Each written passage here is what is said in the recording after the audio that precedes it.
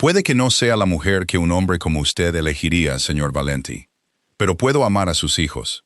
El susurro se extendió por la elegante sala de espera como una cuchilla. Entonces, otra mujer se rió. Ella vino aquí para cuidar niños. Debería estar agradecida de que alguien le abriera la puerta. Pequeñas risas se extendieron entre las otras solicitantes, cada mirada cortando más profundo que la anterior. El invierno presionaba a Queens con nieve sucia, cielos de color gris hierro y un viento que se colaba por cada grieta del viejo edificio de ladrillos donde Madeline Brooks había estado viviendo durante los últimos 6 meses. La habitación que le asignaron era tan estrecha que podía tocar ambas paredes si extendía los brazos, y su única ventana daba a un callejón lleno de escaleras de incendios y cubos de basura desbordados. Madeline tenía 30 años, de rasgos suaves y figura curvilínea, con una cálida piel morena, grandes ojos oscuros y un espeso cabello negro que solía recoger en un práctico moño. Había una dulzura en su rostro que hacía que los niños asustados confiaran en ella, aunque últimamente el espejo mostraba más agotamiento que esperanza. Una vez había dirigido un pequeño centro de bienestar infantil en Brooklyn, pero después de que la financiación desapareció y el edificio cerró, cada parte de su vida, cuidadosamente construida, había comenzado a derrumbarse. Esa mañana, el propietario se paró en el pasillo y anunció que la propiedad había sido vendida. Todos los residentes tenían 2 semanas para irse. Madeline regresó a su habitación, abrió su gastada cartera marrón y contó $86 2 veces, como si el número pudiera cambiar si lo miraba el tiempo suficiente. Al lado de la cama había una vieja maleta que contenía todo lo que aún poseía. Pasó la tarde solicitando empleos en una computadora portátil prestada en la cocina comunitaria. La mayoría de los puestos requerían referencias que ya no podía contactar, credenciales que no podía permitirse renovar o transporte que no tenía. Justo antes de que la batería se agotara, apareció un anuncio de Hawthorne Domestic Placement, una agencia de personal de élite conocida por servir a familias adineradas. El aviso ofrecía un puesto de cuidado de niños con alojamiento para un empresario viudo con 3 hijos, y solicitaba disponibilidad inmediata. No había nombre de familia, ni fotografía, ni explicación para el salario inusualmente alto. Madeline dudó porque las agencias como Hawthorne normalmente preferían a mujeres jóvenes y pulcras con ropa cara y acentos de escuela privada. Aún así, ella había trabajado con niños en duelo, niños asustados, niños enojados y niños que habían aprendido demasiado pronto que los adultos desaparecen. Envió su currículum antes de que el miedo pudiera detenerla. 2 horas más tarde, una mujer con una voz enérgica la llamó y le indicó que se presentara en una finca fuera de la ciudad la tarde siguiente. La mansión se alzaba detrás de altas puertas de acero en un camino cubierto de nieve bordeado de robles desnudos. Las cámaras de seguridad siguieron el taxi de Madeleine mientras se acercaba, y 2 hombres de hombros anchos con trajes oscuros examinaron su identificación antes de permitirle entrar. Ambos hombres estaban bien afeitados, sin expresión y visiblemente armados debajo de sus abrigos de invierno. La casa en sí era enorme, construida de piedra pálida y vidrio oscuro, pero se sentía menos como un hogar que como una fortaleza vigilada. En la sala de estar principal, otras 4 solicitantes esperaban bajo un candelabro. Todas eran más jóvenes que Madeline, delgadas, cuidadosamente peinadas y vestidas con trajes de moda que hacían que su vestido azul marino de segunda mano se sintiera dolorosamente simple. Una mujer rubia de pómulos afilados se presentó como Cassandra, una exmodelo que afirmaba que los niños la adoraban.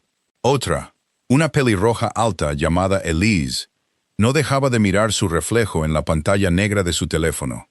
Las 2 restantes hablaban en voz baja hasta que un ama de llaves de cabello gris entró y mencionó el nombre de Adrian Valenti. De inmediato, su postura cambió. Todos en Nueva York habían oído hablar de Valenti, aunque los periódicos lo llamaban un magnate de la logística e inversor hotelero, en lugar de lo que la gente susurraba que realmente era. La entrevista se convirtió rápidamente en otra cosa. Cassandra preguntó si el puesto incluía un conductor personal. Elise quería saber si los empleados asistían a cenas de caridad con el señor Valenti. Una tercera solicitante preguntó sobre el tamaño de la suite privada, mientras que la cuarta se preguntó en voz alta si un matrimonio con un viudo podría ser posible con el tiempo. Cuando el ama de llaves mencionó que un niño sufría terrores nocturnos y otro había dejado de hablar después de la muerte de su madre, Cassandra cruzó las piernas y dijo que requeriría el doble del salario para manejar un trauma emocional severo. La habitación quedó en silencio, incluso antes de que se abrieran las puertas. Adrian Valenti entró sin previo aviso y todas las mujeres se enderezaron de inmediato. Tenía 39 años, era alto y de complexión poderosa, con un rostro severo y anguloso, piel olivácea y cabello oscuro corto a los lados. Una barba negra bien recortada afilaba su mandíbula, mientras que una leve cicatriz cerca de su ceja derecha sugería una vida muy alejada de las salas de juntas. Su traje de color carbón era impecable, pero nada en él se sentía decorativo. Se movía con la quietud controlada de un hombre acostumbrado al peligro, y sus fríos ojos grises parecían capaces de arrancar las mentiras de una persona antes de que fueran pronunciadas. El duelo lo había endurecido durante los 3 años transcurridos desde la muerte de su esposa, convirtiendo la paciencia en sospecha y el afecto en una debilidad que se negaba a mostrar. Adrian despidió a la primera solicitante después de 2 preguntas. Despidió a la segunda cuando preguntó si sus hijos viajaban con él a Europa. La tercera duró menos de 1 minuto, y la solicitud de Cassandra de una compensación adicional le valió una mirada tan fría que se levantó antes de que él le dijera que se fuera. Pronto solo quedó Madeline. Adrian estudió su vestido descolorido, sus zapatos rosados y su cuerpo redondeado sin expresión. El silencio se prolongó lo suficiente como para que regresara una vieja humillación. 2 años antes, Madeline había esperado en un restaurante a un hombre que había conocido en línea, creyendo que sus meses de conversación significaban algo. Él le había echado un vistazo, frunció el ceño y le dijo que no era el tipo de mujer que un hombre exitoso querría a su lado. La mirada indescifrable de Adrian le trajo de vuelta cada palabra. Madeline bajó los ojos, preparándose para otro rechazo educado, cuando apareció un movimiento cerca de la escalera. Una niña pequeña estaba de pie detrás de la barandilla tallada, agarrando un conejo de peluche roto. Mia Valenti tenía 4 años. Era delicada y pálida, con rizos oscuros que caían sobre sus mejillas y enormes ojos grises hinchados de tanto llorar. Las lágrimas se deslizaban silenciosamente por su rostro, pero no emitía ningún sonido. El ama de llaves dio un paso hacia ella, pero Mia retrocedió de inmediato. Madeline se olvidó de la entrevista. Se arrodilló lentamente sobre la alfombra para no parecer tan alta ante la niña, manteniendo varios pies de distancia entre ellos. De su bolso, sacó un pequeño costurero que siempre llevaba, porque los botones sueltos y las mangas rotas eran comunes alrededor de los niños. «Ese conejo parece muy herido», dijo en voz baja. «Podría intentar ayudar, pero solo si él me da permiso». Mia la miró fijamente durante un largo momento. Madeline no extendió la mano, no sonrió demasiado ni exigió una respuesta. Finalmente, la niña cruzó la habitación y colocó el conejo en sus manos abiertas. Adrian observaba sin moverse. Durante meses, Mia se había escondido de los nuevos miembros del personal y gritaba cada vez que los extraños se acercaban demasiado. Sin embargo, ahora estaba de pie junto a Madeline, observando atentamente cómo la mujer cosía el costado roto del conejo con movimientos pequeños y firmes. Cuando terminó la reparación, Madeline se lo devolvió sin intentar tocar a la niña. Mia abrazó el juguete contra su pecho y permaneció a su lado. La expresión de Adrian no se suavizó, pero algo cambió detrás de sus ojos. «¿Por qué quiere este puesto?», preguntó. Madeline se levantó lentamente, consciente de que sus manos temblaban. «Sé que no soy el tipo de mujer que un hombre como usted elegiría», dijo. «Pero no vine aquí para ser elegida por usted. Vine porque esos niños necesitan a alguien que no se irá cuando cuidarlos se vuelva difícil». Adrian sostuvo su mirada durante varios segundos. «¿Me tiene miedo?», preguntó. Madeline tragó saliva. «Sí, pero mi miedo no es tan importante como el miedo en los ojos de su hija». La contrató antes de que terminara la noche. El ama de llaves anciana, la señora Russo, llevó a Madeline arriba. Era una mujer italiana baja de unos 60 años con cabello plateado, zapatos prácticos y la bondad cansada de alguien que había servido a la familia el tiempo suficiente para recordar años más felices.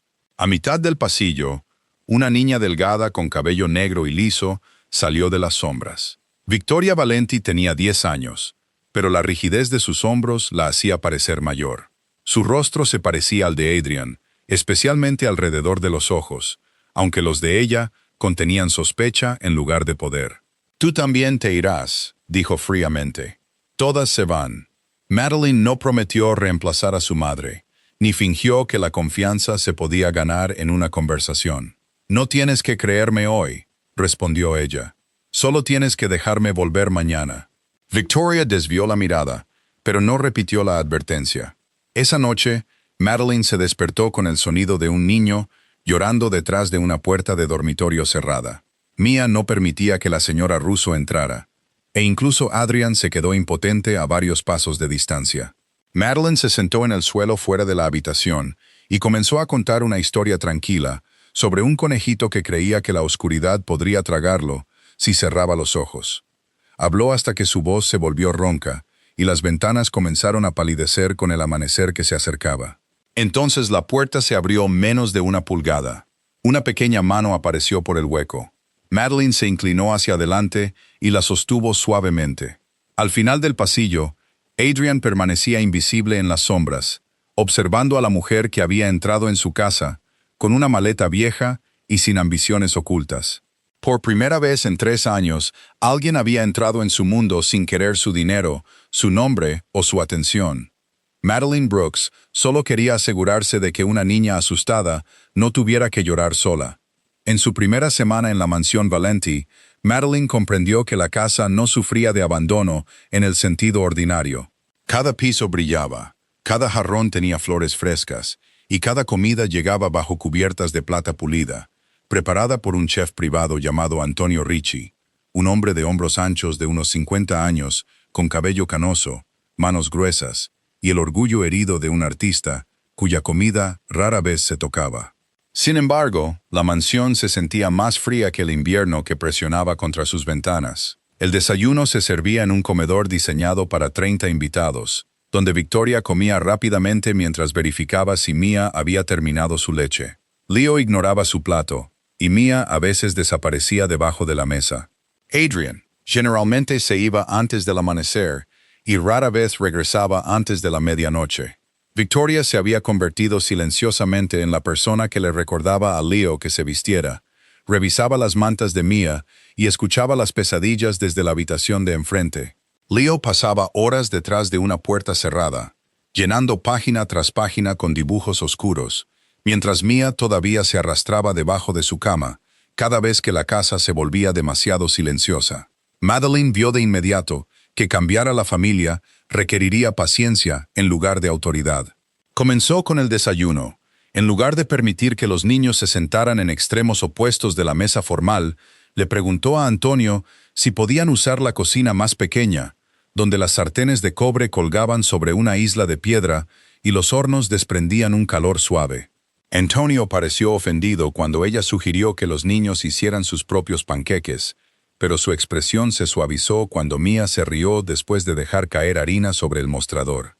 Madeline dejó que la niña pequeña presionara rodajas de fresa en sonrisas torcidas, mientras Victoria corregía las medidas con seria concentración. No le dijo a Victoria que dejara de actuar como una adulta. En cambio, le preguntó cómo prefería Leo su leche y si Mia se asustaba cuando la tetera silbaba. La pregunta sorprendió a Victoria porque los adultos generalmente la apartaban o la elogiaban por ser madura, sin entender por qué se había vuelto así. Leo se sentó en el extremo de la isla, silencioso y cauteloso, pero Madeline colocó un plato pequeño cerca de él sin pedirle que comiera. Cuando más tarde lo encontró vacío, no lo celebró ni llamó la atención sobre él. Simplemente hizo los mismos panqueques a la mañana siguiente. Los días se convirtieron en semanas, y la mansión cambió a través de detalles tan pequeños que nadie los notó al principio. Madeline movió la luz de noche de Mia más cerca del suelo, porque las sombras en el techo la asustaban. Colocó una canasta de papel de dibujo fuera de la habitación de Leo, sin preguntar nunca si la usaba. Permitió que Victoria eligiera el cuento para dormir de sus hermanos, pero después insistió en que la niña tuviera 15 minutos a solas para leer algo que le gustara. Una tarde lluviosa, Victoria encontró a Madeline doblando ropa pequeña en la guardería y admitió en voz baja que estaba cansada. Sus delgados hombros temblaron mientras confesaba que no podía permitirse llorar, porque si dejaba de ser fuerte, Leo podría desaparecer en el silencio para siempre, y Mia podría no volver a dormir nunca más. Madeline se sentó a su lado y atrajo a la niña a sus brazos solo después de que Victoria se inclinara más cerca. «No tienes que ser su madre», susurró. «Solo tienes que ser una niña que extraña a la suya». Victoria se resistió por un instante. Luego se derrumbó contra el pecho de Madeline, llorando con el dolor que había encerrado desde el funeral de Isabella. Leo requería un tipo diferente de paciencia. Era un niño delgado de 7 años con cabello oscuro, que le caía sobre la frente, piel pálida y ojos que parecían permanentemente fijos en un lugar que nadie más podía ver. Madeline nunca le pidió que hablara. Comenzó a sentarse en el suelo fuera de su habitación, con un cuaderno de bocetos propio, dibujando casas simples, conejos y árboles, dejando siempre la puerta abierta entre ellos. Al principio, Leo apartaba sus páginas cada vez que ella miraba en su dirección. Luego, una tarde, colocó un dibujo junto a su rodilla sin mirarla. Mostraba un coche negro rodeado de llamas naranjas, la silueta de una mujer detrás del parabrisas y un hombre alto de pie cerca. En la mano del hombre había un anillo con forma de serpiente enroscada. Madeline no dijo nada sobre el fuego. Solo preguntó si la mano del hombre había sido difícil de dibujar. Leo asintió una vez y regresó a su habitación. Durante los días siguientes, el mismo anillo apareció una y otra vez, siempre en la mano de la figura sin rostro, cerca del coche en llamas, y Madeline comenzó a preguntarse si Leo estaba dibujando la imaginación o un recuerdo. Mia cambió más visiblemente. Dejó de dormir debajo de la cama después de que Madeline permitiera que el conejo de peluche reparado vigilara la almohada a su lado. Comenzó a esperar cada noche a que Madeline le cepillara sus rizos oscuros, aunque todavía se estremecía cada vez que una puerta se cerraba de golpe en algún lugar de la mansión. Una noche, después de que Madeline terminara de contar un cuento, Mia le rodeó el cuello con ambos brazos y susurró, «Maddie». La palabra fue pequeña, pero Adrian la escuchó desde la puerta. Había comenzado a regresar más temprano sin anunciar la razón, llegando a tiempo para el postre, luego para la cena y finalmente antes de que los niños se sentaran. Permanecía rígido a la cabeza de la mesa, su ancha figura todavía cargando la atención de un hombre que esperaba malas noticias. Pero Madeline no le exigía conversación. Le preguntaba a Victoria sobre la escuela, invitaba a Mia a describir sus dibujos y permitía que Leo escuchara en silencio. Adrian las observaba como si estuviera viendo un idioma que una vez conoció, pero que había olvidado cómo hablar. El momento que finalmente rompió el silencio llegó por un vaso de agua. Leo se estiró sobre la mesa, golpeó el borde con la manga y lo hizo caer al suelo. El sonido agudo explotó en la habitación y el niño se metió inmediatamente debajo de la mesa, cubriéndose la cabeza mientras su respiración se volvía agitada. Adrian se levantó tan rápido que su silla cayó hacia atrás, pero cuando vio a su hijo temblando, se congeló. Podía dar órdenes a hombres armados sin levantar la voz, pero no tenía idea de cómo cruzar los pocos pies que lo separaban de su aterrorizado hijo. Madeline se arrodilló junto a Leo y comenzó a contar cada respiración en un susurro tranquilo. Luego miró a Adrian y le tendió la mano. Lentamente, el hombre más temido de la habitación se arrodilló en la alfombra y colocó su gran mano alrededor de los dedos de su hijo. Leo lo miró a través de las lágrimas y después de casi 3 años de silencio, su voz emergió rota y delgada. «Papá, no te vayas». El rostro de Adrian se derrumbó. Tomó a Leo en sus brazos y prometió, una y otra vez, que se quedaría. Después de esa noche, algo entre Adrian y Madeline cambió. Él ya no la veía solo como una empleada, y ella ya no veía solo al hombre frío que controlaba la mitad del poder oculto de la ciudad.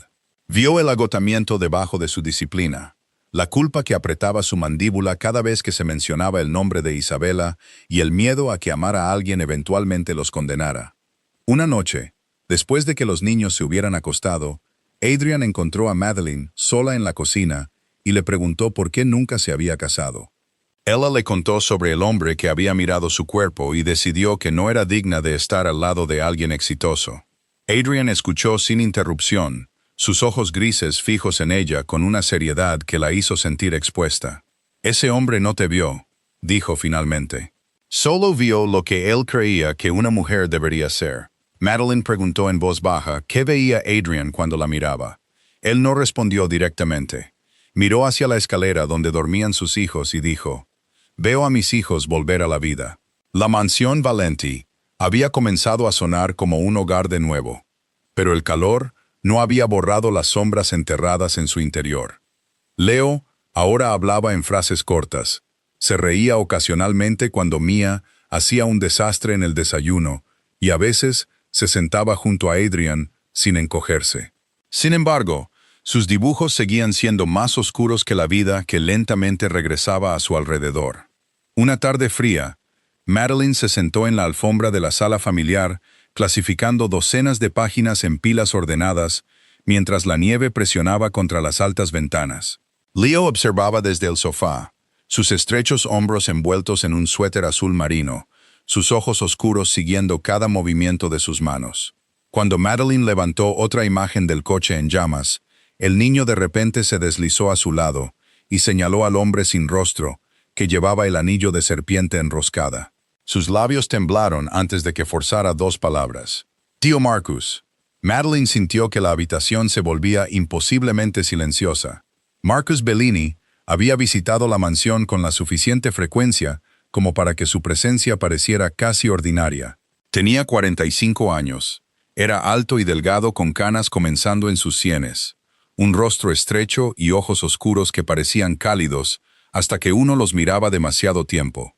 Vestía con una elegancia discreta, hablaba con suavidad a los niños y se comportaba como un hombre que nunca necesitaba levantar la voz para controlar una habitación. Como primo de Isabela y el consejero más antiguo de Adrian, había estado al lado de la familia después de la explosión, se había encargado de los arreglos del funeral y había ayudado a Adrian a preservar la organización durante los meses de caos que siguieron. Madeline no permitió que el miedo convirtiera la sospecha en certeza. Colocó el dibujo en el suelo y le preguntó a Leo qué recordaba, manteniendo la voz suave y las manos visibles. Al principio, solo dio fragmentos. Luego, el recuerdo comenzó a regresar en pedazos rotos que lo hacían temblar como si estuviera reviviendo la mañana de invierno.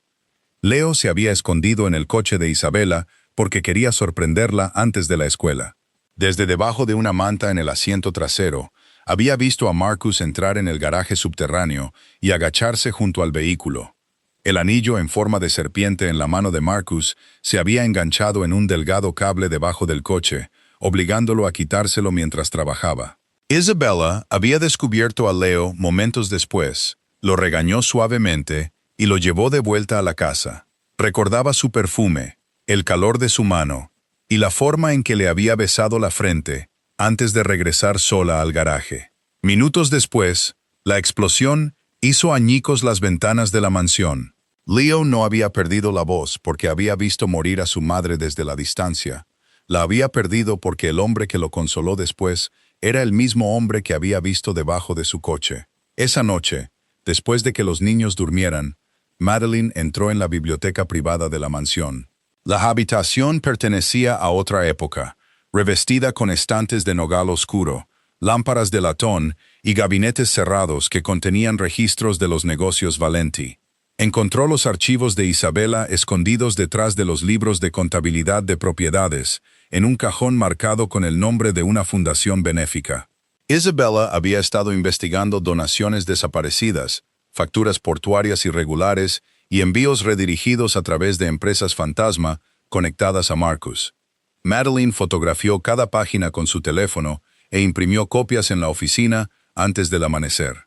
Estaba devolviendo los originales cuando Marcus apareció en la puerta, con un abrigo negro y la leve sonrisa de un hombre que había llegado exactamente cuando pretendía.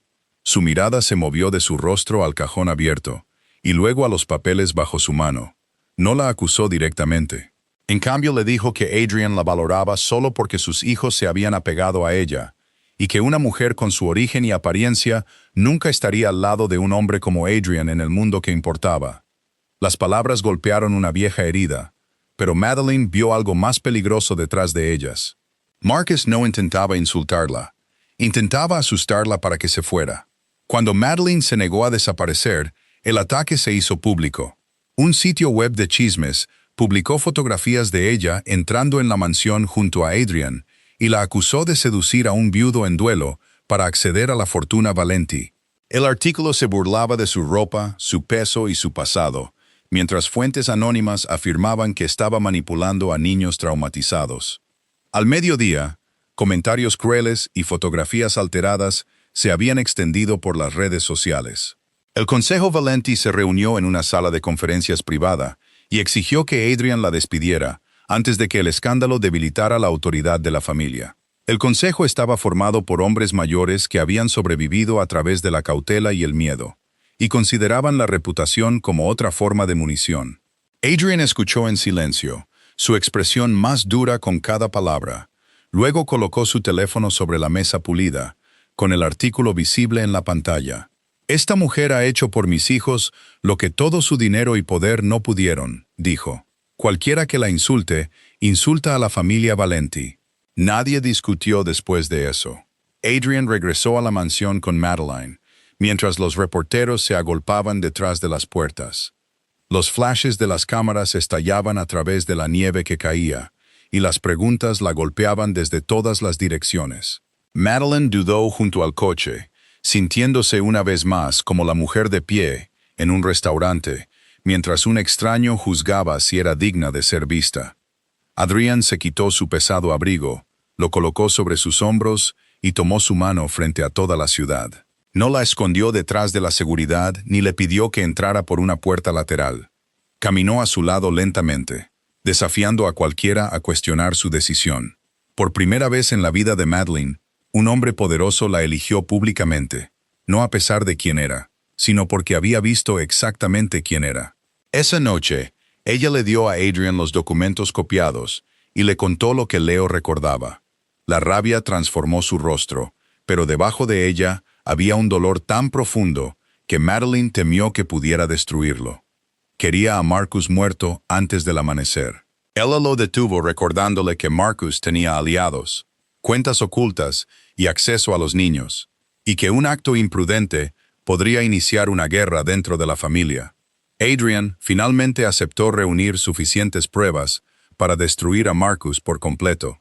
Marcus entendió que el tiempo se le estaba acabando. 3 días después, Madeleine acompañó a Victoria a una función de invierno en su escuela, creyendo que 2 guardias Valenti y un coche blindado serían protección suficiente. En el viaje de regreso, un camión de reparto bloqueó la entrada a un túnel, mientras un segundo vehículo los golpeaba por detrás. Hombres enmascarados rompieron las ventanas antes de que los guardias pudieran responder. Madeleine empujó a Victoria debajo del asiento trasero y luchó con todas sus fuerzas, arañando la cara de un atacante y usando su cuerpo para proteger a la niña. Pero un golpe en la nuca la sumió en la oscuridad. Adrian llegó minutos después para encontrar el vehículo abandonado, sangre en el pavimento, el brazalete de plata de Victoria cerca de la puerta y la bufanda de Madeleine tirada en la carretera. Su teléfono sonó mientras estaba de pie bajo las luces del túnel. Marcus exigía el control de los puertos Valenti y acceso a todas las cuentas secretas de la familia. Adrian preguntó con una voz vacía de emoción si Marcus entendía el error que había cometido. Marcus se rió y dijo que había tomado las 2 mayores debilidades de Adrian.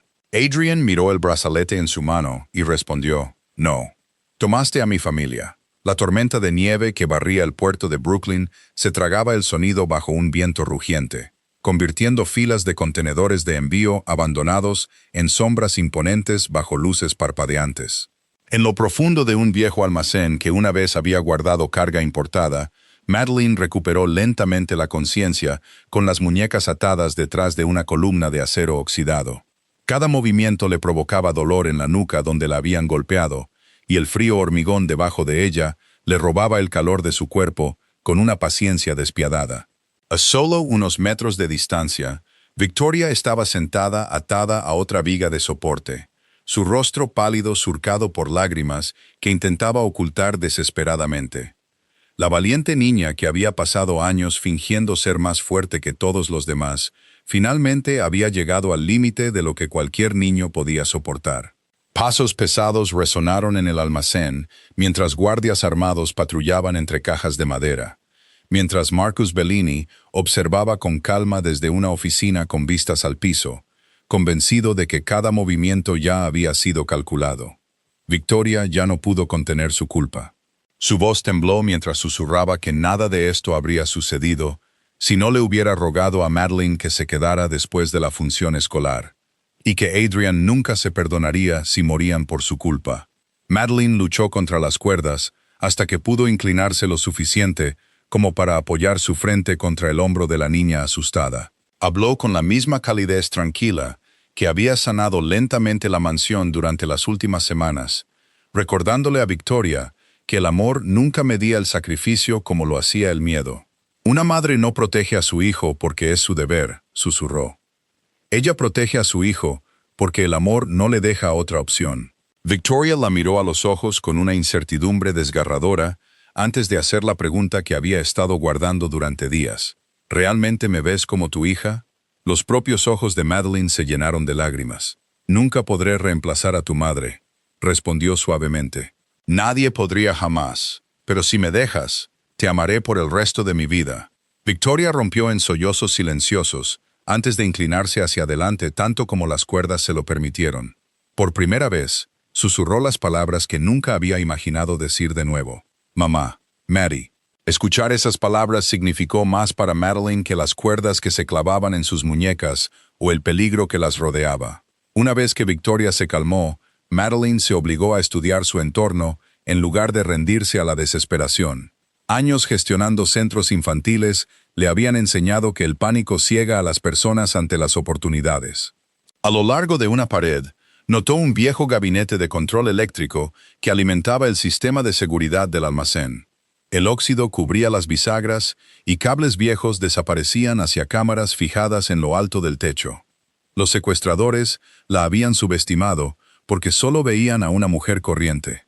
Lentamente, sacó un delgado soporte de metal escondido dentro del tacón de su zapato dañado, algo que nunca se había molestado en tirar, después de una reparación meses antes.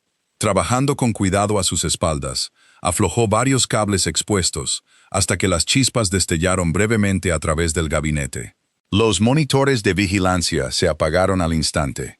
La energía de respaldo de emergencia los restauraría en minutos, pero minutos era todo lo que necesitaban. Madeline vio una estrecha abertura de ventilación, apenas lo suficientemente grande para un niño. Después de liberar las manos de Victoria, la levantó hacia ella y le indicó en voz baja que se arrastrara por el conducto de ventilación hasta llegar a la sala de control. Cuando encuentres el panel de emergencia, susurró, activa la alarma de incendios. No vuelvas por mí. Victoria dudó solo lo suficiente para apretar la mano de Madeline antes de desaparecer en la oscuridad. Fuera del puerto, Adrian Valenti estaba sentado dentro de un vehículo blindado negro, sus ojos grises fijos en la señal parpadeante del reloj inteligente de Victoria. La nieve se acumulaba en el parabrisas, mientras miembros leales de la organización Valenti se reunían detrás de él en silencio. Ninguno de ellos había visto a su líder así. Su habitual precisión fría se había convertido en algo aún más peligroso, una furia controlada y afilada por su familia. Entre los hombres se encontraba Dominic Ferraro, el jefe de seguridad de Adrian desde hacía mucho tiempo, un ex marine de complexión poderosa de unos 45 años, con cabello rubio corto, rasgos curtidos y la disciplina inquebrantable de alguien que había sobrevivido a años de combate. Dominic informó en voz baja que agentes federales ya se estaban posicionando después de recibir las pruebas contra Marcus. Adrian escuchó sin apartar la vista de la ubicación del almacén que se mostraba en su pantalla. Sin errores, dijo. Mi hija vuelve a casa. Madeline vuelve a casa. Todo lo demás es secundario. Momentos después, la alarma de incendios se activó de repente dentro del almacén.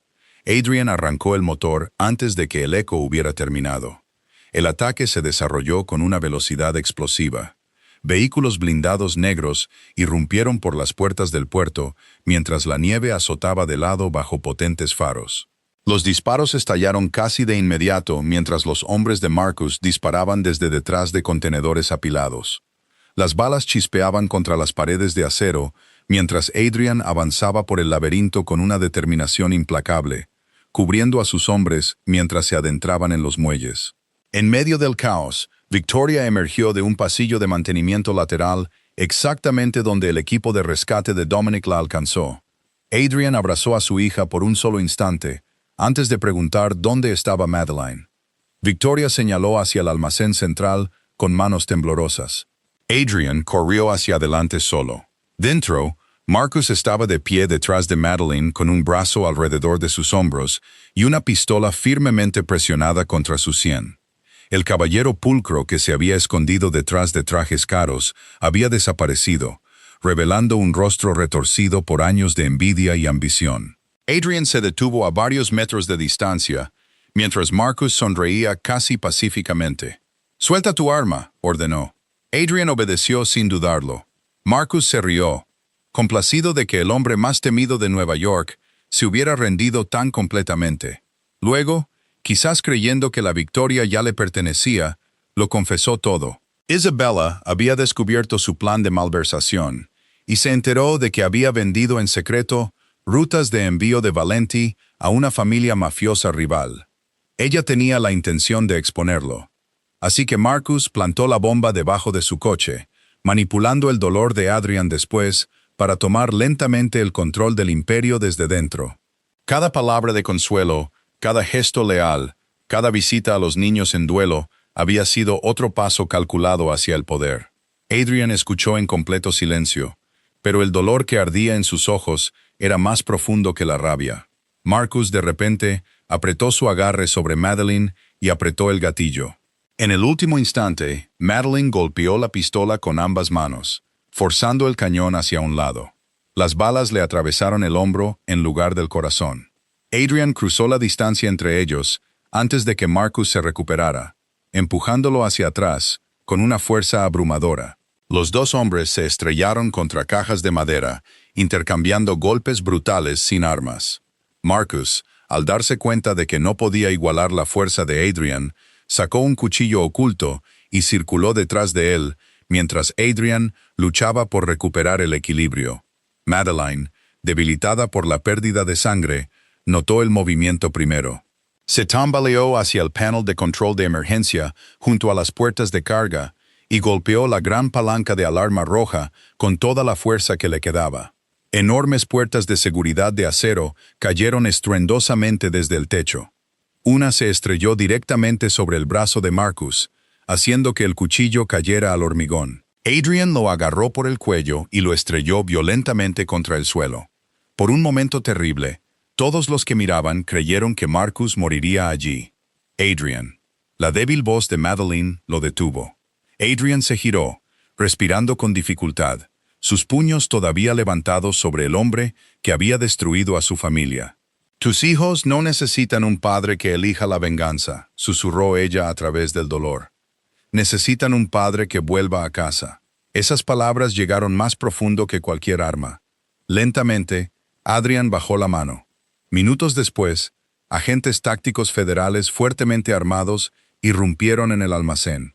Su comandante, el agente especial Daniel Reeves, un oficial afroamericano alto con cabello rapado, ojos marrones tranquilos y años de experiencia desmantelando redes de crimen organizado, aceptó personalmente a Marcus, bajo custodia, junto con los archivos de Isabella, los registros financieros y la confesión grabada de Marcus. El imperio que Marcus había pasado años robando se derrumbó en cuestión de minutos. Solo después de que el peligro terminó, Adrian recordó que sus propias heridas ya no importaban. Corrió al lado de Madeline y cayó de rodillas mientras la sangre empapaba su abrigo de invierno. Las primeras palabras que logró decir no fueron sobre ella. ¿Está Victoria a salvo? Adrian apenas pudo responder por la emoción que le apretaba la garganta. La tomó en sus brazos frente a cada soldado leal que alguna vez había temido mostrar debilidad. «Entraste en mi casa por mis hijos», susurró. «Pero nunca te diste cuenta de que también me salvaste a mí». Madeline intentó sonreír antes de que la oscuridad la reclamara. Cuando volvió a abrir los ojos, la suave luz del sol de la mañana se filtraba por las cortinas del hospital, en lugar de las luces del almacén. Adrian estaba sentado junto a la cama con la misma ropa del rescate, su barba áspera por el agotamiento después de negarse a irse durante toda la noche. Al otro lado de la habitación, Victoria dormía con la cabeza apoyada en el hombro de Leo, mientras la pequeña Mia se aferraba obstinadamente al abrigo de Adrian. En el momento en que Mia vio a Madeline despierta, se subió con cuidado a la cama, le rodeó el cuello con sus pequeños brazos y preguntó entre lágrimas temblorosas: «Mamá, no nos vas a dejar, ¿verdad?» Madeline levantó los ojos hacia Adrian. Él no dio ninguna orden, no hizo ninguna promesa y no ofreció ningún argumento. Por primera vez desde que lo conocía, el poderoso líder de la mafia la miraba solo como un hombre aterrorizado de perder a la mujer que amaba. Madeline sostuvo suavemente la pequeña mano de Mia y respondió con tranquila certeza: «Me quedo». Para cuando la primavera regresó a Nueva York, el Imperio Valenti ya no se parecía a la organización que Marcus Bellini había intentado robar. Adrian se movió a través de sus estructuras ocultas con una precisión despiadada, eliminando a cada lugarteniente que se había beneficiado de la red de contrabando de Marcus y cerrando las rutas utilizadas para transportar armas y bienes robados. Forzó a las compañías navieras, hoteles, almacenes y propiedades inmobiliarias de la familia a operar legítimamente, incluso cuando los miembros más antiguos de la organización se resistieron a la pérdida de dinero fácil. Trabajando con investigadores federales, proporcionó registros que expusieron a los aliados de Marcus y desmantelaron la red rival que se había alimentado de los secretos de Valenti durante años. Adrian siguió siendo temido, pero la naturaleza de ese miedo cambió. Los hombres ya no le temían porque protegía la anarquía, le temían porque se había vuelto imposible de corromper. Por primera vez desde la muerte de Isabella, estaba construyendo algo que no dependía de la violencia para sobrevivir. La parte más importante de ese cambio llevaba el nombre de Isabella. Adrian estableció la Fundación Isabella para apoyar a niños que habían perdido a sus padres por la violencia y a mujeres que necesitaban un lugar seguro para empezar de nuevo. Madeline se convirtió en su directora, un papel que aceptó solo después de que Adrian prometiera que su autoridad sería real en lugar de ceremonial. Transformó uno de los hoteles abandonados de la familia en Brooklyn en un luminoso centro residencial con habitaciones privadas, aulas, una guardería y talleres donde las mujeres podían aprender contabilidad, cocina, costura e informática. El antiguo vestíbulo, una vez lleno de estatuas de mármol y candelabros silenciosos, se convirtió en una cálida sala comunitaria cubierta con pinturas de niños. Madeline caminaba por el edificio cada mañana con la misma paciencia que una vez había llevado a la mansión Valenti, aprendiendo el nombre de cada madre y arrodillándose para hablar con cada niño asustado a la altura de sus ojos. Ella entendía lo que significaba tener una sola maleta, contar los últimos dólares en una cartera y preguntarse si el mundo había decidido que ya no había lugar para ti. Esa comprensión hizo que la fundación fuera más que caridad. La convirtió en una puerta de regreso a la vida. En casa, los niños continuaron sanando de maneras que antes habrían parecido imposibles. Leo comenzó a hablar en oraciones completas y descubrió que dibujar podía ayudar a otros niños traumatizados a expresar recuerdos que aún no podían explicar. Victoria se unió al club de teatro de su escuela y aprendió a disfrutar de los aplausos sin antes verificar si Mia estaba a salvo o si Leo la necesitaba. La tensión abandonó lentamente sus delgados hombros y la risa regresó a su rostro con el brillo torpe de algo que casi había olvidado. Mia ya no se arrastraba debajo de los muebles cuando las puertas se cerraban de golpe y presentaba a Madeline a maestros, vecinos y personal de la fundación con una confianza feroz como mi mamá. Adrian también cambió, aunque más silenciosamente.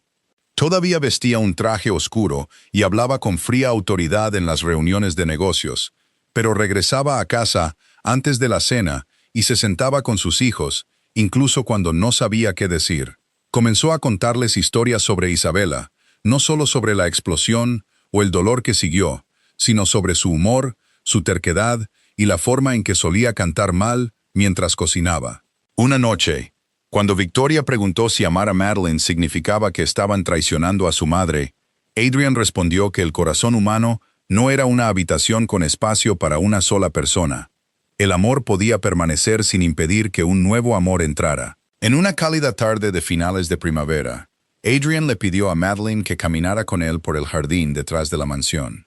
El lugar había sido una vez tan frío como la casa misma, lleno de estatuas de piedra, setos recortados y caminos de grava que ningún niño tenía permitido perturbar.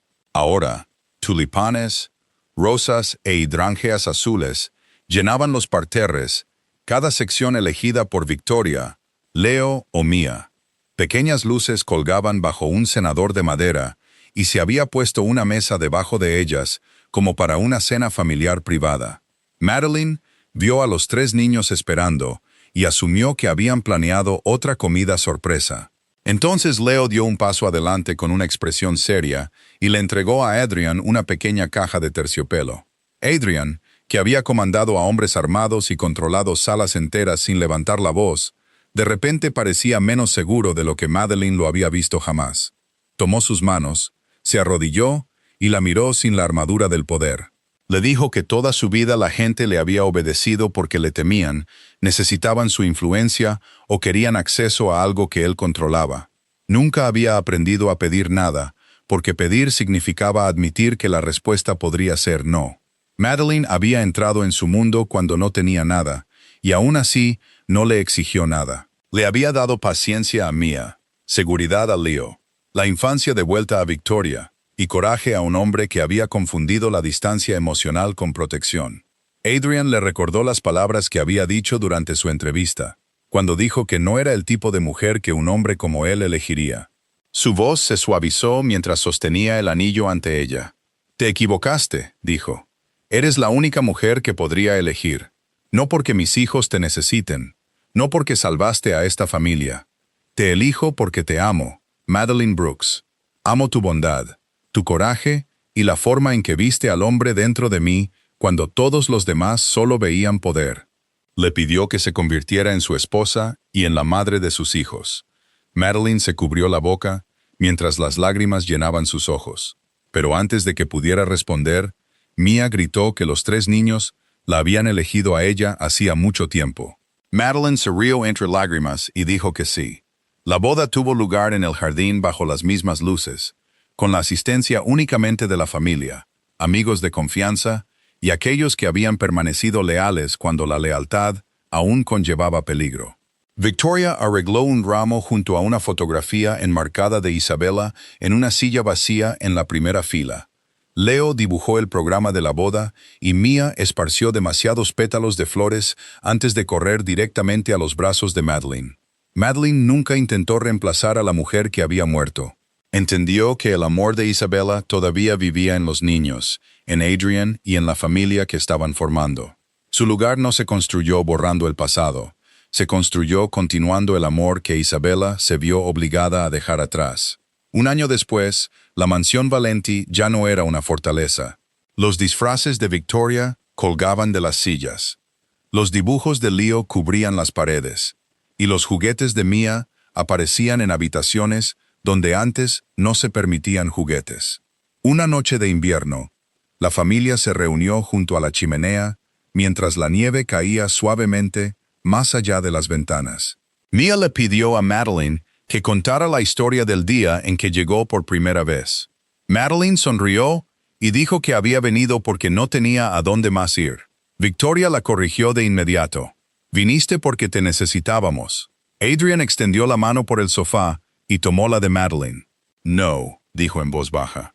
«Ella vino porque todos nosotros necesitábamos ser salvados».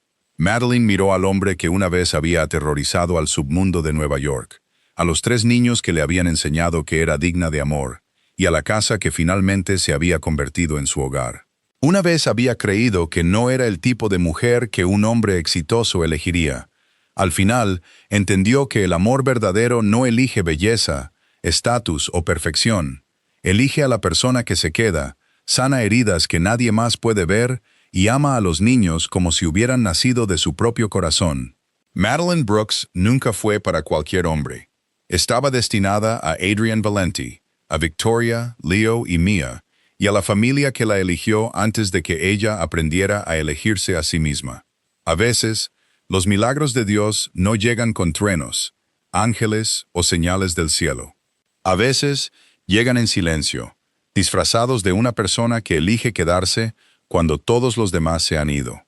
Madeline entró en la mansión Valenti creyendo que lo había perdido todo. Pero Dios la guió hacia una familia cuyas heridas solo podían ser sanadas por el amor que ella llevaba dentro. Y mientras salvaba a 3 niños asustados y a su padre roto, ellos también le enseñaban que siempre había sido digna de amor. En nuestra vida diaria, puede que nunca sepamos cuán profundamente una palabra paciente, una mano gentil o un simple acto de bondad pueden cambiar a alguien. La persona sentada a tu lado puede estar librando una batalla que nadie puede ver. Quizás Dios te puso en su camino, no porque tengas todas las respuestas, sino porque tienes el coraje de permanecer. Nunca subestimes el milagro de estar presente, de escuchar sin juzgar, y de amar a alguien en su temporada más oscura. Si esta historia tocó tu corazón, por favor compártela con alguien que necesite recordar que Dios no lo ha olvidado.